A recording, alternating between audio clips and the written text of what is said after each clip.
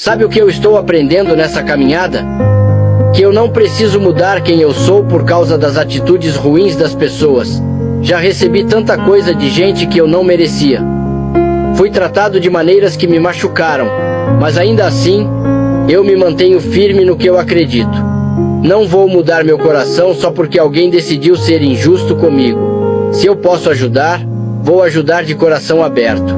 E se eu não puder, vou me retirar em paz, sem criar conflitos, sem rancor. Deus me mostrou que meu valor não depende de como os outros me tratam, mas sim de como eu escolho agir, independentemente das circunstâncias. O que os outros fazem é problema deles. Eu sigo no meu caminho com fé, sendo a pessoa que Deus quer que eu seja. O que importa mesmo é a minha consciência limpa e a certeza de que estou fazendo o certo, independentemente do que acontece ao meu redor. Você também se sente assim?